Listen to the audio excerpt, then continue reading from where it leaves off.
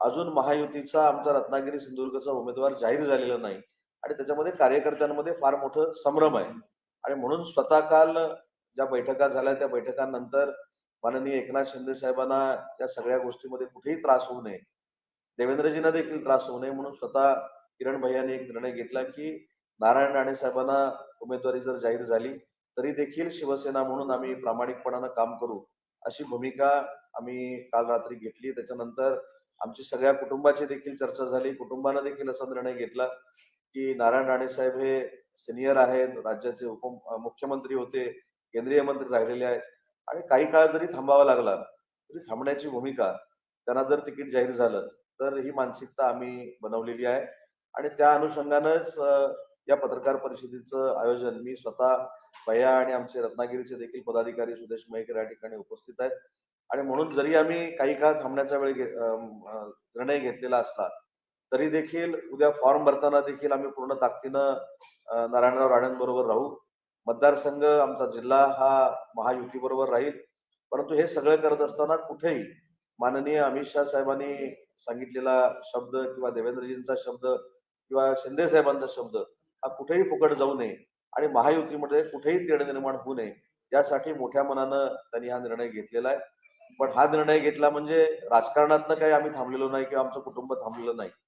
भविष्यामध्ये मी ज्याचा उल्लेख केला की काही काळ आम्ही नक्की थांबण्याचा निर्णय घेतलाय, काही काळ राणे साहेबांना देखील समर्थन करण्याचा निर्णय घेतलेला आहे.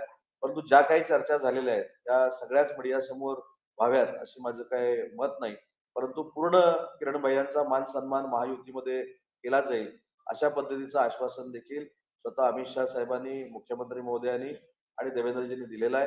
त्याच्यामुळे मला असं वाटतं की तुमच्या मनामध्ये जो संभ्रम होता की आता कोण उमेदवार असणार आहे, कशा पद्धतीने उमेदवार असणार आहे, तर आम्ही आमची भूमिका स्पष्ट केलेली आहे की महायुतीचे उमेदवार नारायणराव राणे असतील तरी देखील आम्ही प्रचारामध्ये पूर्ण ताकदीनं शिवसेना म्हणून सक्रिय होऊ. कोकण हा शिवसेनेचा बालेकिल्ला आहे, त्यामुळे कोकणातली सीट म्हणजे रत्नागिरी सिंधुदुर्ग लोकसभा मतदारसंघ हा शिवसेनेलाच मिळावा असं सर्व शिवसैनिकांची पदाधिकाऱ्यांची मागणी आहे. आणि असं असताना भाजपला ही सीट का देण्यात आली, ही सीट देण्यासोबतच इतर कुठल्या जागेचे अदलाबदल किंवा काही मला असं वाटतं की ज्यावेळी आपण नेतृत्व मानतो आणि केंद्रीय मंत्री अमित शाह साहेबांसारखी व्यक्ती अशा मतदारसंघामध्ये हस्तक्षेप करते, मुख्यमंत्री महोदय ज्यावेळी सूचना करतात आणि देवेंद्रजींसारखा पूर्वीपासून सहकारी असलेली व्यक्ती ज्यावेळी काही गोष्टी सांगते, तर काही गोष्टीमध्ये 4 पावलं मागं येणं हे आम्ही सगळ्यांनी मिळून ठरवलं. आणि 4 पावलं मागं आलो याचा अर्थ भविष्यामध्ये काहीच करायचं नाही असं देखील भाग नाही.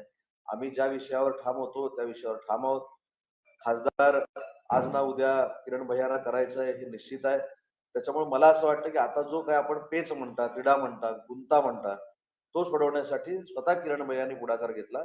आणि राजकारणामध्ये मन किती मोठं असावं लागतं हे त्यांनी सगळ्याच पक्षाच्या पदाधिकाऱ्यांना दाखवून दिलं. या लोकसभेच्या जागेच्या व्यतिरिक्त म्हणजे त्या बदल्यात विधान परिषद की राज्यसभा असा कुठला नेमका पर्याय असणार आहे ज्या ठिकाणी आम्हाला किरण भैया पुन्हा एकदा खासदार मला असं वाटतं की राजकीय ज्या काही चर्चा झालेल्या असतात त्याची जाहीरपणानं चर्चा व्हावी असं मला वाटत नाही.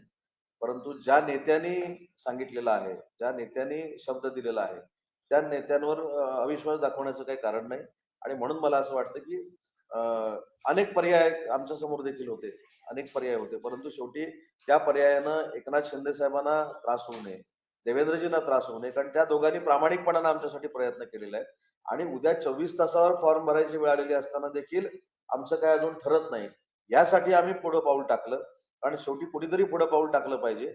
काही करून इंडिया अलायन्स जे त्याचे खासदार निवडून न येणं हे आमचं सगळ्यांचं धोरण आहे आणि म्हणून ते पाऊल किरण भैयानी टाकलेलं आहे. तुम्हाला काही आश्वासन देण्यात आलेलं आहे का किरण सामंत यांची पुढे राजकीय पुनर्वसन केलं जाईल का? मला असं वाटतं की पुनर्वसनावर आम्ही अवलंबून नाही.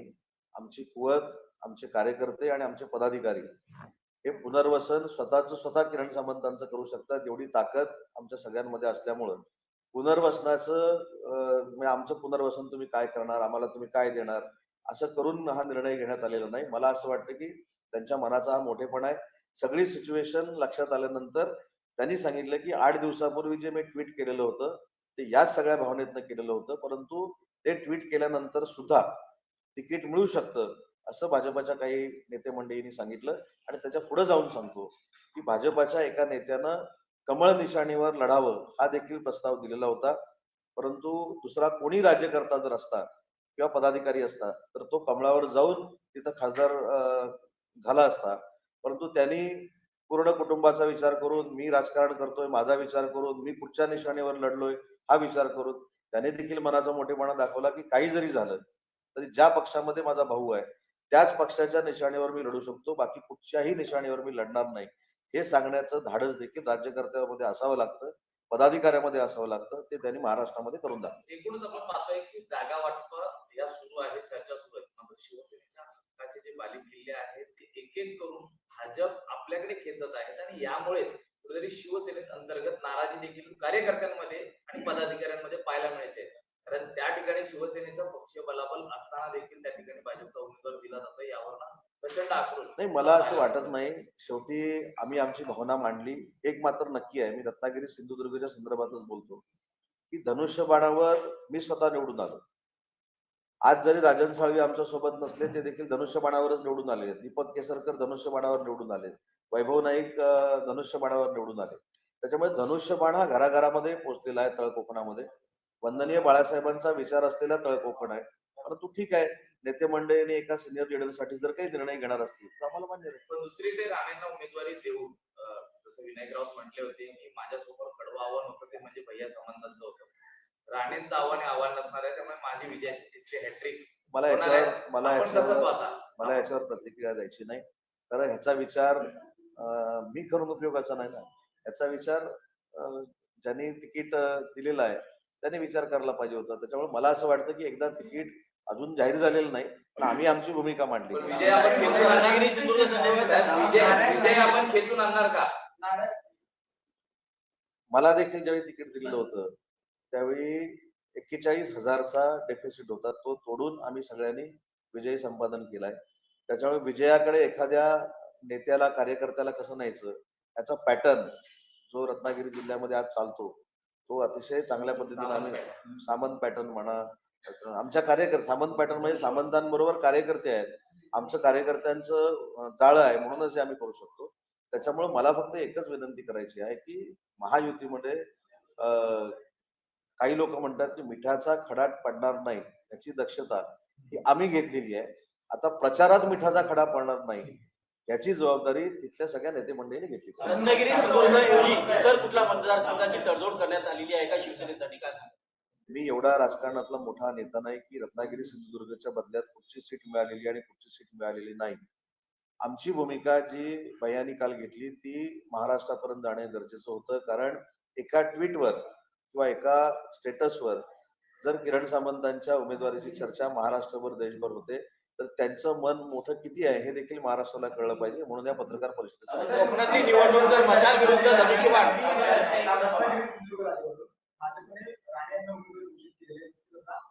ठीक आहे ना, त्यांना जर घोषित केली असेल त्यांचं काम करणार आम्ही सांगितलं. कोकणामध्ये तुमचा सुरुवातीपासून दावा होता किरण सामंतांनी त्याप्रमाणे तुमची आणि किरण सामंतांची उपमुख्यमंत्री देवेंद्र फडणवीसांसोबतची यशस्वी शिष्टाई राणेंना म्हणजे पाठिंबा दर्शवायला कारणीभूत आहे का? मी एक सांगू का, देवेंद्रजी हे भाजपाचे नेते आहेत, भाजपाचे महाराष्ट्रातले सर्व आहेत, परंतु माझ्या कुटुंबाचे आणि देवेंद्रजींचे संबंध हे राजकारणाच्या पलीकडचे आहेत. एकनाथ शिंदे साहेब हे शिवसेनेचे नेते आहेत, मुख्यमंत्री आहेत, त्यांचे आणि माझे संबंध, माझ्या कुटुंबाचे संबंध हे राजकारणाच्या पलीकडचे आहेत. आणि म्हणून एखाद्या गोष्टीवरनं कुठं जर कॉन्ट्रोवर्सी निर्माण होत असेल तर कुणीतरी पुढाकार घेतला पाहिजे. आपल्या नेत्यांना कुठेही त्रास होणार नाही ही भूमिका घेतली पाहिजे आणि ती भूमिका आदरणीय किरण भैयाने घेतली, म्हणूनच आज नारायण राणेंची उमेदवारी जाहीर झाली. कोकण हा शिवसेनेचा पारंपरिक बालेकिल्ला आहे, तळागाळात रुजलेली संघटना शिवसेना. तिथे जर धनुष्यबाण विरुद्ध जर मशाल अशी जर लढाई झाली असती तर एक तुल्यबळ आणि काटेकी टक्कर दिली झाली असती. कमळ विरुद्ध मशाल अशी जर मला असं वाटतं की आता जर तरवर बोलण्यामध्ये काही अर्थ नाही. धनुष्यबाण जर असता तर धनुष्यबाण अधिक कमळ, धनुष्यबाण अधिक कमळ विरुद्ध मशाल. हा, आता धनुष्यबाण अधिक कमळ अधिक घड्याळ यांच्या समोर मशाल आहे, परंतु जे काही घडले त्याच्यावर आता चर्चा करण्यामध्ये काय अर्थ आहे असं मला वाटत नाही. एक महत्वाची गोष्ट आहे, जे आपण म्हटलं की नारायणराव राणेंची उमेदवारी जाहीर झाली, जर रात्री या घडामोडी घडल्याच नसत्या, किरण भैयाने जर सांगितलं नसतं तर आज संध्याकाळपर्यंत नाही उद्या सकाळपर्यंत देखील उमेदवारी जाहीर झाल्या नसत्या. आणि म्हणून मी सांगितलं की एकनाथजी शिंदे साहेब असतील, देवेंद्रजी असतील आणि अमित शहा साहेबांनी सांगितलेला शब्द असेल, या संदर्भात जो आम्ही निर्णय घेतला त्याच्यामुळं नारायणराव राणेंची उमेदवारी जाहीर झाली असेल. त्यांना देखील मी मनापासून शुभेच्छा देतो. आम्ही दोघं आताच आम्ही रत्नागिरीला निघालेलो आहोत.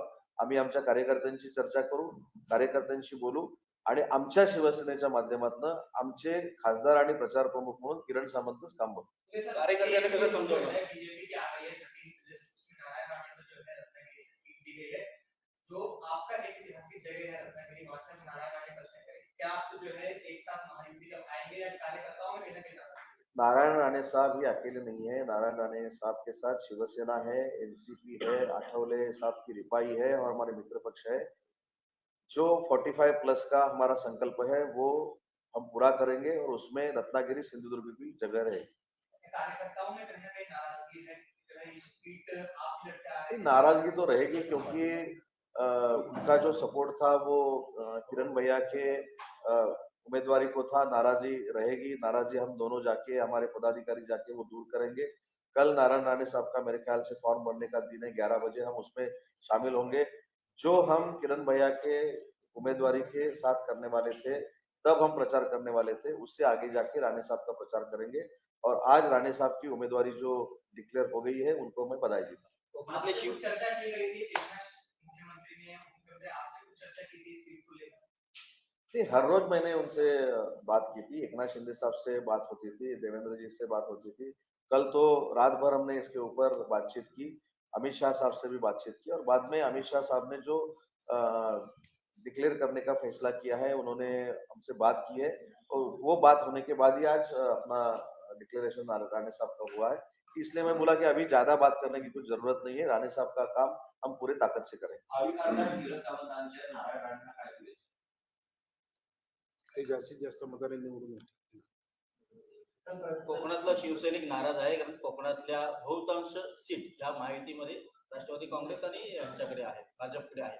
कल्याण डोंबिवली शिवसेनेकडे आहे, ठाणे शिवसेनेकडे आहे. इतर जागा ज्या आहेत त्या मला असं वाटतं की नाराजी असणारच आहे, मी सांगितलं, पण नाराजी दूर करणं ही आमची सगळ्यांची आता जबाबदारी आहे. कारण ज्यावेळी नरेंद्र मोदी साहेबांच्या सारख्या व्यक्तीला 400 पेक्षा जास्त खासदार निवडून आणून आपल्याला पंतप्रधान करायचं आहे, तर प्रत्येक जागा ही आमच्या सगळ्यांच्या दृष्टीने महत्वाची आहे.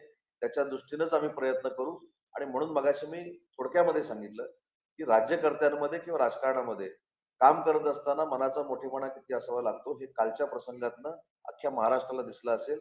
मागच्या 8 दिवसापूर्वी ट्विट करून सुद्धा काही नेत्यांनी सांगून सुद्धा कालची जी सिच्युएशन निर्माण झाली की नक्की कोणाला द्यायचं, एकीकडे सिनियर लीडर आणि एकीकडे नवा चेहरा, असा जो काही पेच निर्माण झालेला होता, त्याच्यामध्ये शेवटी किरण भैयाने निर्णय घेतलाय आणि म्हणून आम्ही या पत्रकार परिषदेला सामोरं जातोय. पत्रकार परिषद सुरू असतानाच राणे साहेबांची उमेदवारी जाहीर झालेली आहे. त्यांना माझ्या शुभेच्छा आहेत. धन्यवाद.